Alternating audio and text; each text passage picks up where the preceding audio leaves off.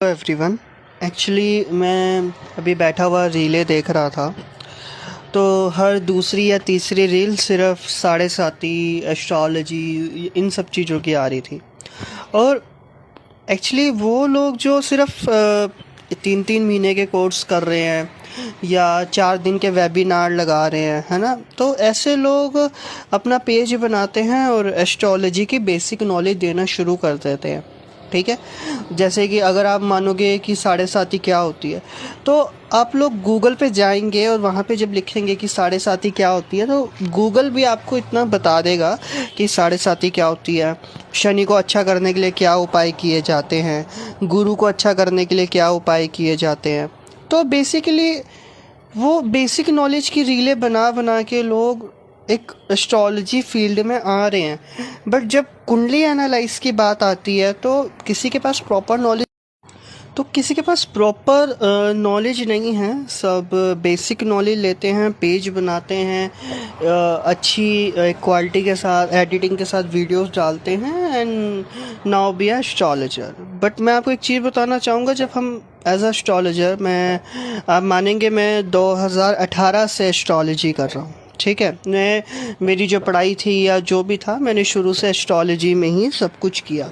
ठीक है, तो जब हम एक कुंडली देखते हैं, पहला घर होते हैं, राशियाँ होती हैं, नक्षत्र होते हैं, फिर नक्षत्र लोड होते हैं, फिर उनके सब लोड होते हैं, फिर सबका सब लोड होता है। तो बहुत बहुत डीप नॉलेज है। फिर नक्षत्रों की जो राशियाँ होती हैं, नक्षत्रों के जो चरण होते हैं, प्लैनेट आपको लगता है कि 30 डिग्री का है, बट हर प्लैनेट 360 डिग्री पे रूल करता है। तो वो कितने डिग्री का है, किसके ऊपर से कब गुजरेगा, तो बहुत एनालाइजिंग होती है इसमें। फिर इन सब चीज़ों के बाद जब हम कुंडली एनालाइज करते हैं तो महादशाएं देखनी होती है। महादशाओं के बाद लगन चार्ट है, नवांश चार्ट है, फिर जैसा बंदे का क्वेश्चन होता है फिर उसके अनुसार चार्ट होते हैं, है ना।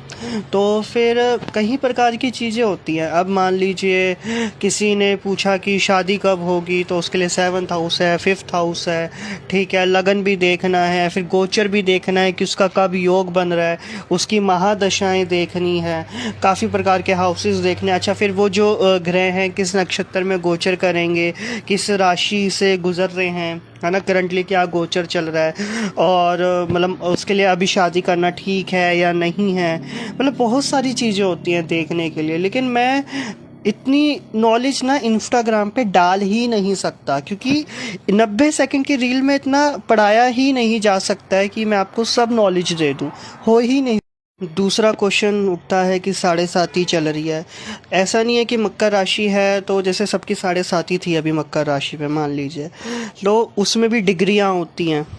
मतलब कि आपके साढ़े साती, ऐसा नहीं है कि अगर 29 मार्च को जो शनि है वो मूव कर गए हैं तो मकर राशि वालों की साढ़े साती ख़त्म हो गई होगी, नहीं।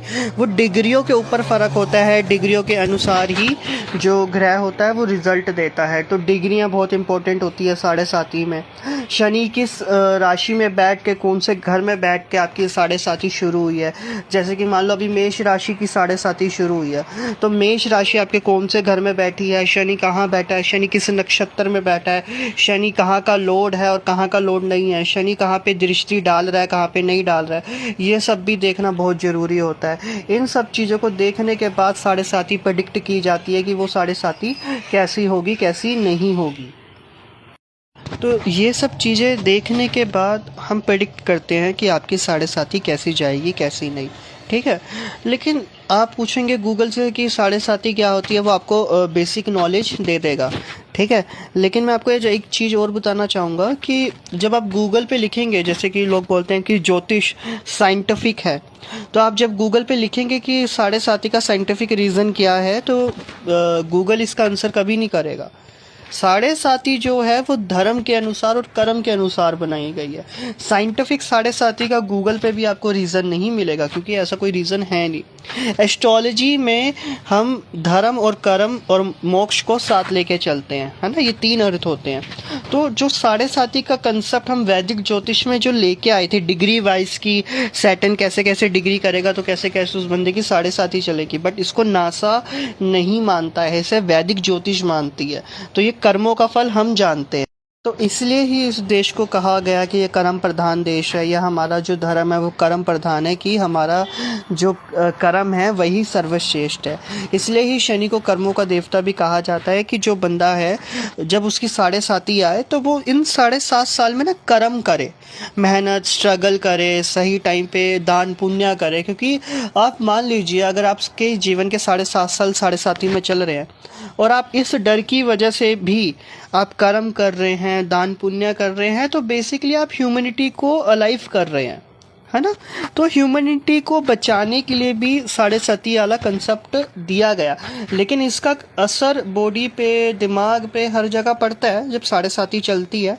लेकिन ऐसा भी देखा गया है कि कहीं लोग अपनी 7.5 में राजा भी बनते हैं, तो वो उनके कर्म है, पिछले कर्म 7.5 में भी मिलते, जो फल होता है पिछले कर्मों का वो भी 7.5 में मिलता है आपको। तो ज्योतिष बहुत बड़ी चीज़ है।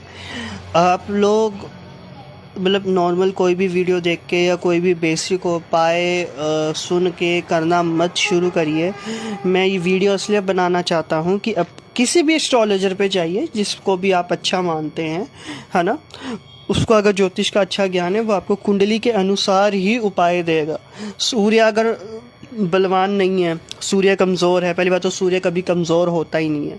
सूर्य प्राकृतिक ग्रह है। मान लीजिए सूर्य एक ऐसा ग्रह है जो दिन रात काम कर रहा है, वो आपको ऊर्जा दे रहा है। सूर्य कभी कमज़ोर नहीं होता। राहु के ग्रहण लगाने पे सूर्य सिर्फ कमज़ोर होता है, उसके अलावा सूर्य कभी कमज़ोर नहीं होता। ये बात आप लोग समझिए इस बात को, है ना, कि सूर्य को बलवान करना है तो सूर्य को जल चढ़ाना है। आप सूर्य को बलवान नहीं कर रहे हैं उस जल चढ़ा के, बेसिकली आप डिसिप्लिन में आ रहे हैं। सूर्य को वही बंदा जल चढ़ाएगा जो सुबह 6 बजे उठेगा।